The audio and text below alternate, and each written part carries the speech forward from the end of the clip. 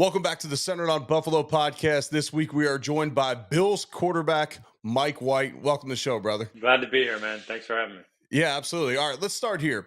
You get picked up by a different team after training camp. How hard is it to go into that new system and learn the offense? Yeah, it's tough. You spend basically every waking minute trying to pick up a new offense and especially getting here. And Mitch was kind of getting over his injury and getting back. So there was still up in the air whether I was going to back Josh up last week or not. So there was even more sense of urgency there. So yeah, it's difficult for sure because that's what training camp's for, is working out the kinks in the offense and learning things. And there's a progression to it.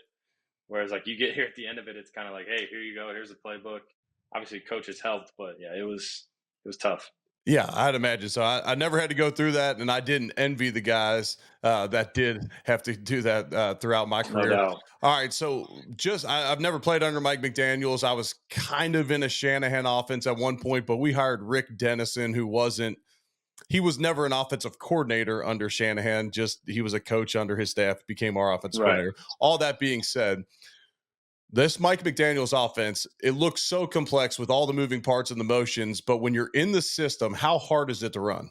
Definitely very complex. I think one of the underrated things that Tua and anybody really in a Shanahan offense, they don't get enough credit for is just the handling of all the shifts and motions and the timing. I mean, it is the timing of when to snap the ball, what their shoulders turn, where you want to snap the ball, especially in the run blocking, because you know how it is. Like if you don't get the right angle, like you're going to lose on that block, and there's so many different motions that go into it. So I think that's one of the super underrated parts, and in the pass game, I mean, it's just they make throwing the spots. You hear all these like talking heads on Right. TV talk about, oh, he's just throwing to a spot, but like there's so much more that goes into that. It's manipulating guys, anticipating, trusting that your receiver is going to be there and cross the safety's face or whoever it is. So it's more so the on the field, like on paper, it's not the most quote complex offense I've been in, but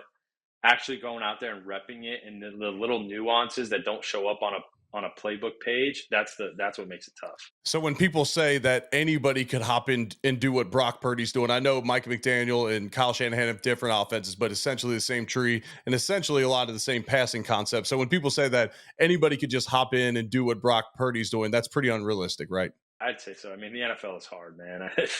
No matter who you're playing with, what system it is, like you got to still go out and do it. So yeah, I'll never knock any NFL quarterback. It's playing in this league is hard enough. Yeah, no doubt about it.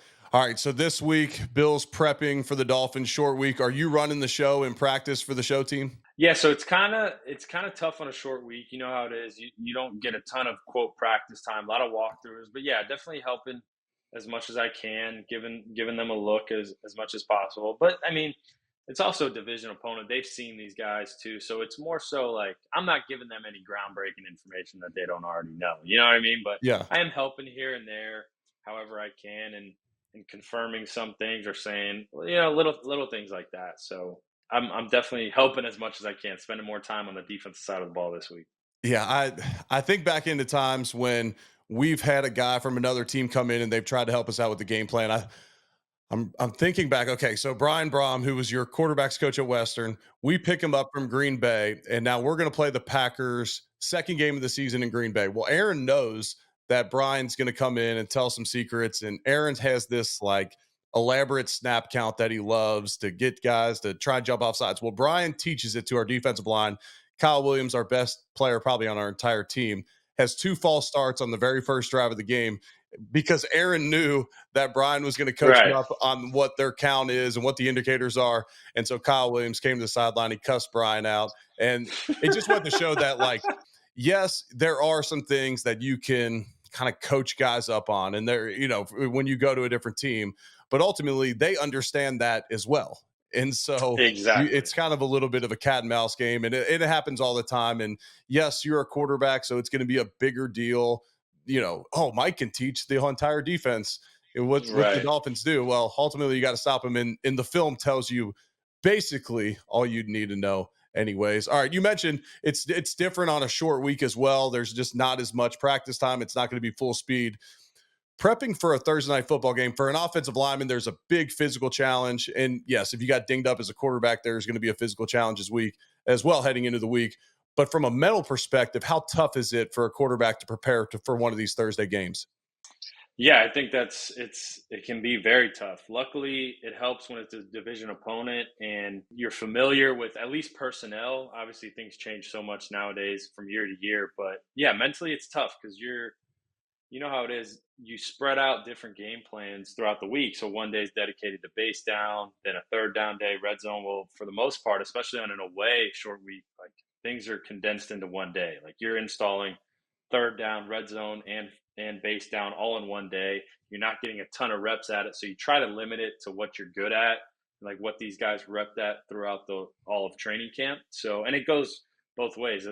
You can expect the defense to kind of do the same thing. It's either one or two ways. They're going to go run super base stuff and just, hey, we play what we play, or they could try to switch something up, knowing it's a short week and you don't have a ton of time. So it's the whole chess game between coaches and coordinators that is makes it all fun. Yeah. Are you in favor of Thursday night football games? I mean, I can't imagine just for guys that are actually going out there and getting super banged up on Sundays, just a quick turnaround. It's so tough to see what these guys have to go through just to get ready for a regular Sunday to Sunday week. And then you take those 3 extra days of rest from them and treatment and stuff. It's so tough. I think they got to figure out some way to I mean, Thursday night footballs are going to stay because of TV and all that, but there's got to be some different schedule. I know they talked about adding an extra game, maybe doing another bye week and making sure it always lines up before a Thursday game, something like that. But yeah, and you feel like you always see these freak injuries happen on short weeks. It's tough. Yeah, I agree. But there's a lot of money behind it, especially now that No Amazon's got doubt. it. So it's not going away anytime soon. I do like that solution, though. All right, let's give a quick shout out to Prime, one of our sponsors, best hydration in the game. Check out their new collaborations Kevin Durant, Aaron Judge, WWE. Go check those out. All right. So since you've been in Buffalo, I know you've been aware of Josh Allen. Obviously he gets a hmm ton of national attention. But what has impressed you the most about Josh Allen since being in the building with him? So me and Josh, our friendship actually goes back to college. We went to the same award show in I think it was like Touchdown Club of Columbus, something like that. So we met our junior year, and then we came out the same year. We were roommates at the Manning Academy, so we've been good friends for a while. So I Nice. always watch from afar and root on for him. But like being in the facility with him on a day to day basis, it's the mental part of the game that has impressed me. He owns it. He's very in tune to what's going on at the line of scrimmage, changing protections where he needs, and knowing how to handle different looks and keeping it simple so he can let his guys just go play. And I mean, the physical stuff we see on game day, it's freaky. It's not a lot of people in the world can do that. So, but the mental side of his game is what has impressed me, being able to hang out with him and see like the day to day preparation. Yeah, that's really cool. All right. So, from an opponent's quarterback's perspective, how much does the Bills' home Highmark Stadium crowd affect a football game? A lot, a lot, a ton. I told guys on the sideline yesterday or Sunday, whenever it was, that like that train horn or whatever that horn is when the defense goes, I get PTSD from it. Like I'm this is the first year in 5 years in the division that I'm on the Bills, obviously, and so I'm on the good side of the stadium, and it's Bills Mafia is real. It's not just them jumping through tables and having a good time at the tailgate. They're loud. They know when to be loud. Like they understand the game and they understand how much havoc they can cause for the away team. So it's a lot better being the home team. I'll tell you that. Yeah, I always say there's like a threshold of noise, and there's multiple stadiums in the league that have it, but there's like a threshold where you can't communicate well at all in the line of scrimmage. It's a struggle to call the play in the huddle, and Buffalo has always, to me, fit that mold. But I'm glad to hear you Agreed. confirm that as well. Is the hit you took from Matt Milano at Highmark Stadium, is that the hardest hit you've ever taken in your career? By far, no question, no question. Have you guys addressed it at all?